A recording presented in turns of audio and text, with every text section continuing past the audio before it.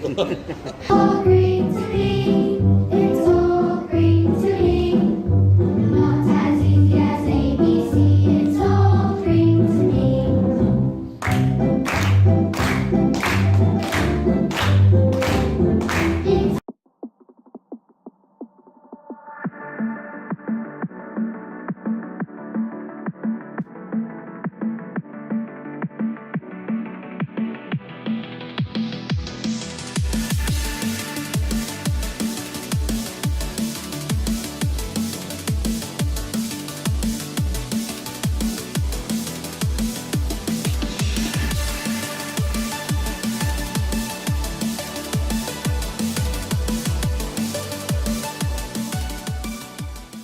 It's 4 or 5 cups, a little bit similar to this, about 100 years older, have been found.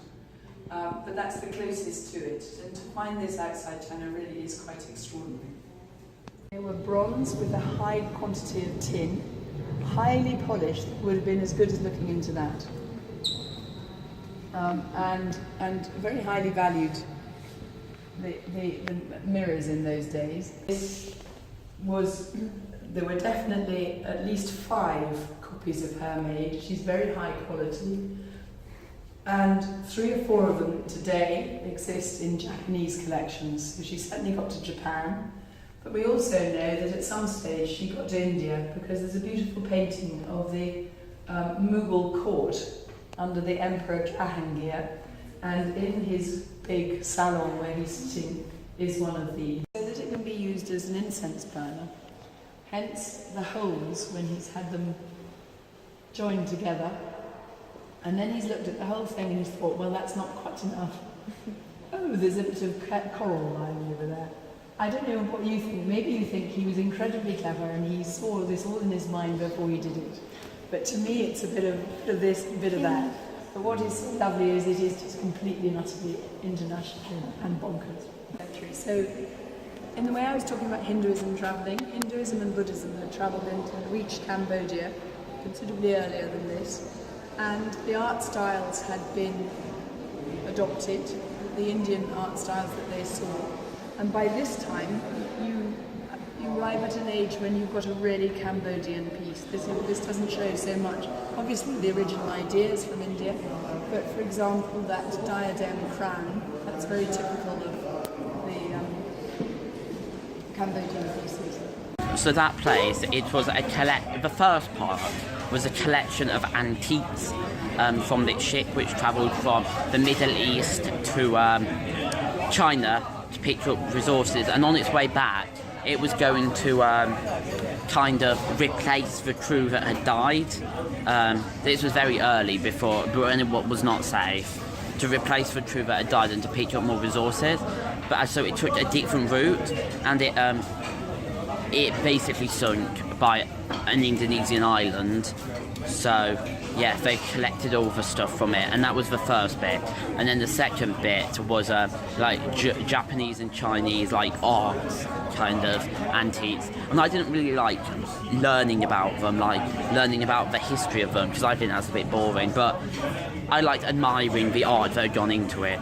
And then the last little bit, those statues, that was more Cambodian kind of antiques.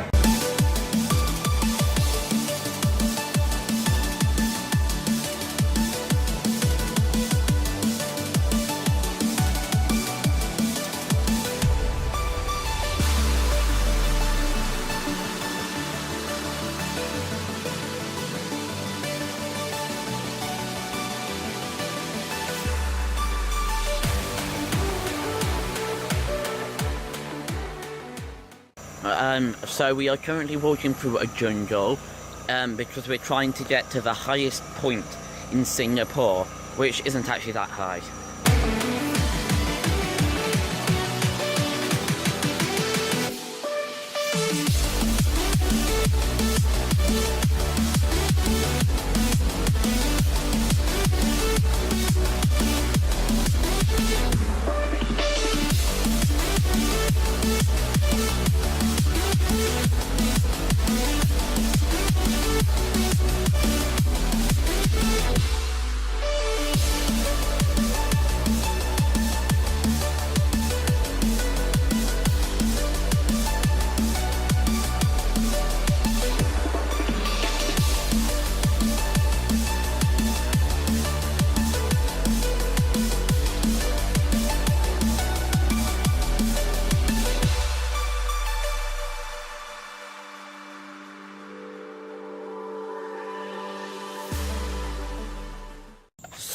So we walked up to the summit.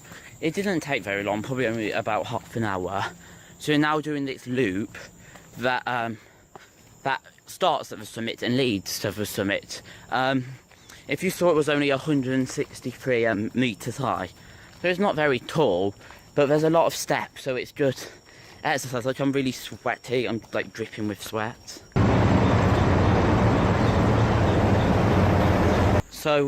So we are currently walking back. We got a taxi to the hill we climbed up, but we're walking back along this disused railway, and it's very green and very nice.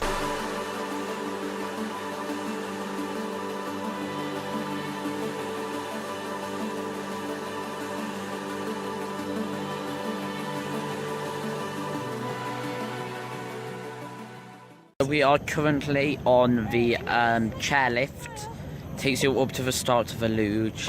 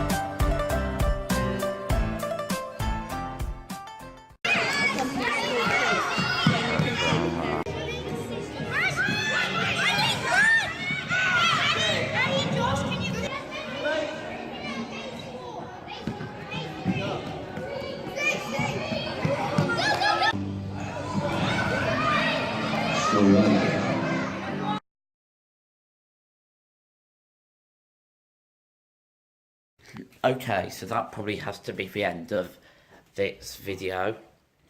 I'm really tired because I woke up at 2 in the night to watch England versus Belgium. I've just done a massive sleep, and that's probably the reason we've hardly done anything today.